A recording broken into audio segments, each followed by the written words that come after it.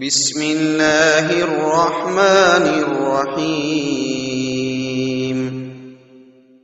In the name of Allah, the most kind, the most merciful. يا حبيبي يا محمد يا نبي سلام عليك يا رسول سلام عليك. نحمده ونصلي ونسلم على رسوله الكريم. اما بعد فاعوذ باللہ من الشیطان الرجیم. بسم اللہ الرحمن الرحیم.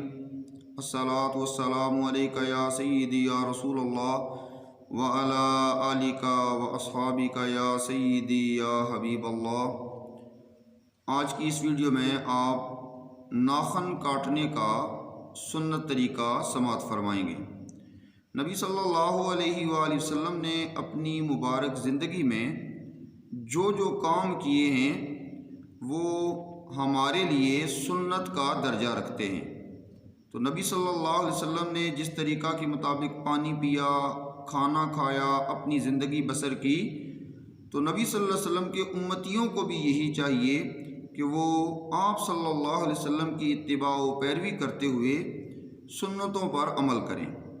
تو آج کی اس ویڈیو میں آپ ہاتھوں کے ناخن کاٹنے کا سنت طریقہ سماعت فرمائیں گے.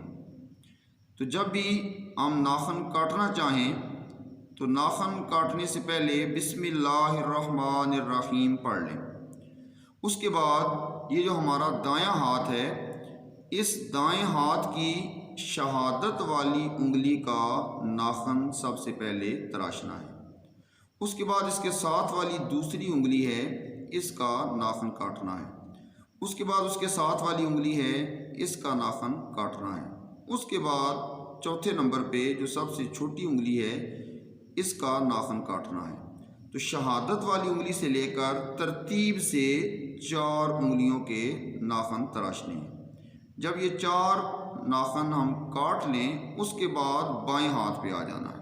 تو بائیں ہاتھ میں سب سے جو چھوٹی انگلی ہے، اس کا ناخن پہلے تراشنا ہے، اور الٹے ہاتھ میں پھر اس کے ساتھ والی انگلی ہے، اس کا ناخن تراشنا ہے. اس کے بعد 7ویں نمبر پہ اس کے جو ساتھ والی انگلی ہے، اس کا ناخن کاٹنا ہے. 8ویں نمبر پہ اس کے جو ساتھ انگلی ہے، اس کا ناخن کاٹنا ہے. اور 9ویں نمبر پہ بائیں ہاتھ کا انگوٹھا ہے، اس کا ناخن تراشنا ہے. اور 10ویں نمبر پہ سب سے آخر میں دائیں ہاتھ کے انگوٹھے کا ناخن تراشنا ہے. تو یہ اگر سامنے سے دیکھیں تو ہو سکتا ہے تھوڑی سی دقت ہو، لیکن اگر آپ دعا کی طرح ہاتھ اٹھائیں، جس طرح ہم رب کی بارگاہ میں دعا مانگتے ہیں، تو اس دعا کی طرح اپنے دونوں ہاتھوں کو اٹھائیں.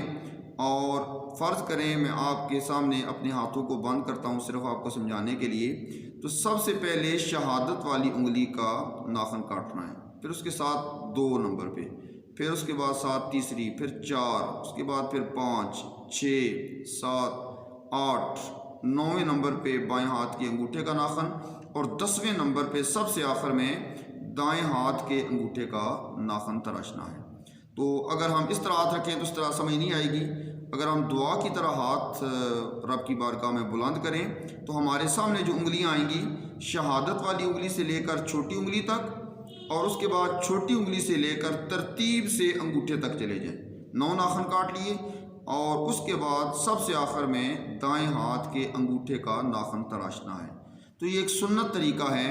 ہمیں کوشش کرنی چاہیے نبی صلی اللہ علیہ وآلہ وسلم کی فرما برداری کرتے ہوئے ناخنوں کو تراشیں گے تو ہمیں سنت کا ثواب بھی ملے گا. ویسے بھی شرعی حکم یہی ہے کہ ناخن تراشنے میں تاخیر نہیں کرنی چاہیے. کوشش کرنی چاہیے جلد از جلد ناخنوں کو تراش لیا جائے، کاٹ لیا جائے. کوشش کرنی چاہیے ہفتے بعد 15 دن کے اندر اندر ان ناخنوں کو کاٹ لینا چاہیے. کچھ لوگ بہت لمبے ناخن رکھتے ہیں اور کافی تاخیر کر دیتے ہیں ناخن تراشنے میں، تو ایسی صورت میں وہ گناہ گار ہوں گے. زیادہ بھی لیٹ ہو جائیں تو 40 دن سے زیادہ تاخیر نہیں کرنی چاہیے. کوشش کرنی چاہیے بر وقت ناخنوں کو تراشنا چاہیے. تو جو سنت طریقہ آپ کے سامنے بیان کیا گیا ہے، آپ کو بتایا گیا ہے، کوشش کریں کہ اس کے مطابق اپنے ناخن تراشیں. ہماری جو غلطیاں ہیں اس کو ہم دیکھا جائے تو جب ہی ہم ناخن تراشتے ہیں تو سب سے پہلے اگر ہمارے ہاتھ میں نیل کٹر ہو تو ہم پہلے انگوٹھے کی طرف جاتے ہیں اور انگوٹھے کا ناخن تراشنا شروع کرتے ہیں، حالانکہ دائیں ہاتھ کے انگوٹھے کی جو باری ہے وہ 10ویں نمبر پر ہے۔ تو کوشش کرنی چاہیے ان احادیث کو مد نظر رکھتے ہوئے نبی صلی اللہ علیہ وسلم کی اطاعت و فرما برداری کرتے ہوئے ہمیں اپنی زندگی بسر کرنی چاہیے۔ اللہ تعالیٰ مجھے اور آپ کو عمل کرنے کی توفیق عطا فرمائے۔ جزاکم اللہ خیرہ۔ آپ حضرات کو یہی گزارش کی جاتی ہے کہ اس طرح کی جو باتیں ہیں، نبی صلی اللہ علیہ وسلم کی فرامین پر عمل والے احکامات ہیں، یہ زیادہ سے زیادہ لوگوں تک آگے پہنچایا کریں، تاکہ میرے لیے بھی صدقہ جاریہ ہو اور آپ کے لیے بھی صدقہ جاریہ ہو۔ اللہ تعالیٰ مجھے اور آپ کو عمل کر کے اپنی آخرت سنوارنے کی توفیق عطا فرمائے۔